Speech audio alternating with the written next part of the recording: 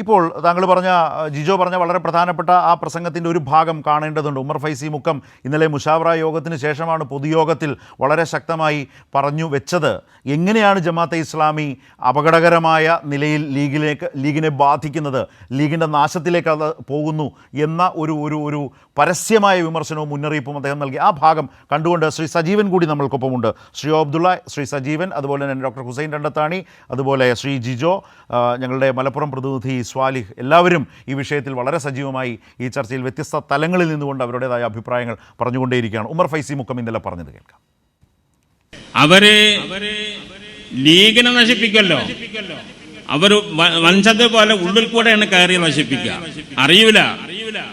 അതുകൊണ്ട് അവരുടെ ചങ്ങായിത്വം ലീഗിന് അപകടമാണ്. ലീഗിന് അപകടം ചെയ്യുന്ന ആ പണി ചെയ്യരുതെന്ന് പറഞ്ഞ് ഞാൻ പണ്ടൊരു ലേഖനം എഴുതി. ജമാഅത്തെ ഇസ്ലാമിനെ കൂട്ടുപിടിക്കുന്നത് അപകടമാണ്. മുസ്ലിം ലീഗ് അവരെ കൂട്ടുപിടിച്ചാൽ അവർ നമ്മൾ അടുക്കളയിലൊക്കെ എത്തും.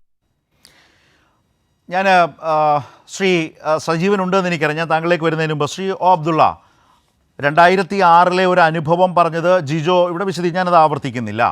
പാണക്കാട് സാദിഖ് അലി തങ്ങൾ ഇതിലെ അദ്ദേഹത്തിൻ്റെ ഒരു റോളിനെ കുറിച്ച് ചോദിക്കുമ്പോൾ താങ്കൾ അതൊരു വ്യക്തിയിലേക്ക് ചുരുക്കേണ്ട എന്ന് പറഞ്ഞു. പക്ഷേ വ്യക്തി പ്രധാനമാണ്. ഹൈദരലി തങ്ങൾ ഇന്ന് സാദിഖ് അലി തങ്ങളിലേക്ക് വന്നപ്പോൾ 2006 ചൂണ്ടിക്കാട്ടിയ അപകടം തിരിച്ചറിഞ്ഞ് ലീഗ് നേതൃത്വം തയ്യാറായി എങ്കിൽ ഇപ്പോൾ അത് തയ്യാറാകുന്നില്ല. അപകടകരമായ കാര്യമാണ്. അത് എങ്ങനെ കടന്നു കയറുന്നു എന്നുള്ളത് അറിയുക പോലുമില്ല. അടുക്കളയിൽ വരെ കയറും എന്ന നിലയിൽ അനുഭവത്തിൽ നിന്ന് സമസ്ത നേതൃത്വം പറയുമ്പോൾ ജിജോ പറഞ്ഞത് അതുതന്നെയാണ് ഈ ഭിന്നതയിലെ സമസ്ത നേതൃത്വത്തിൻ്റെ ലീഗിനോടുള്ള പരമപ്രധാനമായ വിയോജിപ്പിൻ്റെ ഒന്നാമത്തെ വിഷയം. ഞാൻ വ്യത്യസ്തമായി ഒന്നുകൂടി, നേരത്തെ ഭഗത് സിംഗ് വിഷയം പരാമർശിച്ചതുകൊണ്ട് താങ്കൾ ദീർഘകാലമായി പ്രവർത്തിച്ച ആ മാധ്യമ രംഗത്ത് ഇരുന്നു കൊണ്ട് തന്നെ ഭഗത് സിംഗിനെ സമീപിച്ച രീതിയോട് പിന്തുണയ്ക്കുന്നയാളാണോ, അത് ശരിയാണ് എന്ന് കരുതുന്നയാളാണോ താങ്കൾ എന്ന പ്രശ്നം കൂടി സാന്ദർഭികമായി താങ്കളുടെ മുമ്പിലേക്ക് വെക്കുകയാണ്. ഞാനത് അതിൻ്റെ ചില ഭാഗങ്ങൾ നേരത്തെ സൂചിപ്പിച്ചതുകൊണ്ട് ഞാൻ ആവർത്തിക്കുന്നില്ല. ശ്രീ അബ്ദുള്ള. അല്ല, അതിലൊന്നും നമുക്ക് ആർക്കും അഭിപ്രായ വ്യത്യാസമില്ലല്ലോ. ഭഗത് സിംഗ് എന്നൊക്കെ പറഞ്ഞാൽ ഈ രാഷ്ട്രത്തിന് വേണ്ടി രക്തസാക്ഷിയായ മഹാനായ ഇന്ത്യയുടെ പുത്രൻ. പക്ഷേ അങ്ങനെയല്ലല്ലോ ഇപ്പോ പറയുന്ന ശ്രീ അബ്ദുള്ള. കലണ്ടറിൽ 47 ആഗസ്റ്റ് 15 തെളിഞ്ഞതോടെ വിട്ടിയതല്ലാതെ എന്തതിനെ പറ്റി പറയേണ്ടത്? അതിനൊക്കെ നമ്മൾ ചർച്ച ചെയ്യാൻ പോലും ചെയ്യാൻ പറ്റില്ല. അതിന് തൂലെടുത്ത് തല്ലണ്ടി അത് വാചകല്ലത്. നമുക്ക് എങ്ങനെ യോജിക്കാൻ കഴിയാ?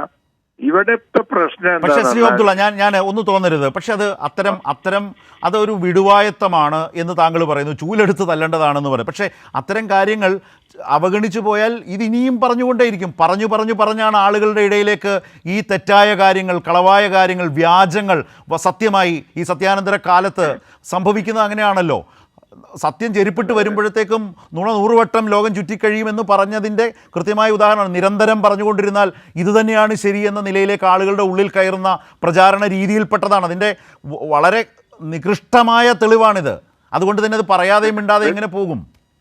അല്ല, അത് നീചവും നികൃഷ്ടവും നിന്ദ്യവും ഒരു നിലക്കും നമുക്ക് ആവർത്തിച്ച് പറയാൻ പോലും പറ്റാത്ത അത്ര മോശമായ വാചക.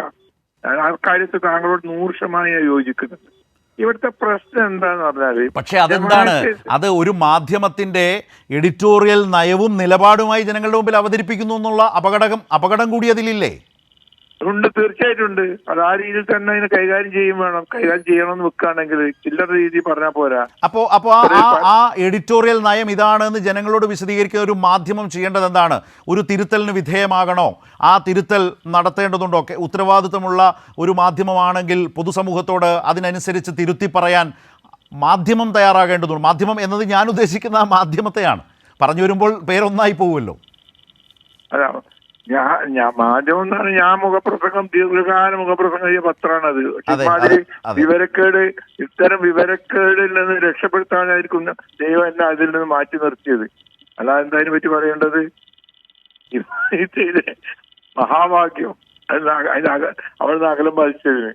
ആയിരിക്കട്ടെ, നമ്മുടെ വിഷയം എന്താന്ന് പറഞ്ഞാല് ജമാഅത്തെ ഇസ്ലാമി സ്വാധീനിക്കുന്നു, അങ്ങനെ ചെയ്യുന്നു ഇങ്ങനെ ചെയ്യുന്നു എന്ന് എനിക്കറിയാം. ഇസ്ലാമികമായ ആശയം മുറുകെ പിടിക്കുമ്പോൾ ഈ മുസ്ലിം ലീഗ് ചെയ്യുന്ന ഒരു ഉദാഹരണം പറയുന്നത്, ഏതൊരു കാര്യത്തിനും അത് ഇസ്ലാമിന് വിരുദ്ധമായി വരുമ്പോൾ അവിടെ ജമാഅത്തെ ഇസ്ലാമി പ്രത്യക്ഷപ്പെടും. അത് ശരിയല്ല എന്ന് ഇവളാരും അങ്ങോട്ട് വിളിച്ചതെന്ന് വെച്ചാൽ സ്റ്റേജിൽ ഒരു മുസ്ലിം ഒരു പെൺകുട്ടിനെ ഇവളാരും അങ്ങോട്ട് വിളിച്ചതെന്ന് അതോടുകൂടി എന്തുമാത്രം വലിയ അപമാനമാണ് സംഭവിച്ചത്. ഈ പെൺകുട്ടികളുടെ നേരെ അത്തരത്തിലുള്ള നിലപാട്, ഇതുപോലത്തെ ഓരോ ചലനങ്ങളും. ഭക്ഷണത്തിൽ തുപ്പി ഒരു വലിയ തങ്ങള്, ആ ഭക്ഷണത്തിൽ തുപ്പിയതോടുകൂടി പിന്നെ മുസ്ലിം ഹോട്ടലിൽ തന്നെ ഭക്ഷണം കഴിക്കാൻ പാടില്ല എന്നിടത്തോളം പ്രചരണങ്ങൾ നടത്തും. അവര് അത് കറാമത്തും ബർക്കത്തും ഒക്കെ ആയി കാണുന്നവരാ. പക്ഷെ മനുഷ്യന്മാരെ അത് തിന്നൂല, തുപ്പിയത്.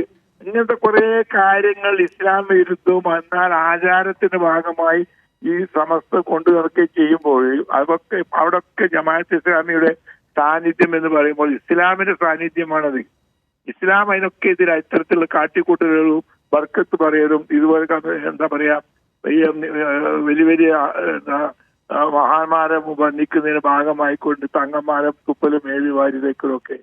അതുകൊണ്ടാണ് ഞാൻ പറയുന്നത് ഇവിടെ ഇസ്ലാമുള്ളിടത്തോളം കാലം അതിന് വഴങ്ങാതിരിക്കാൻ മുസ്ലിം ലീഗിന് കഴിയില്ല. അത് ജമാഅത്ത് ഇസ്ലാമിക്ക് വഴങ്ങലല്ല, അത് മുസ്ലിം ലീഗ് ഇസ്ലാമിന് വഴങ്ങലാണ്. റൈറ്റ്.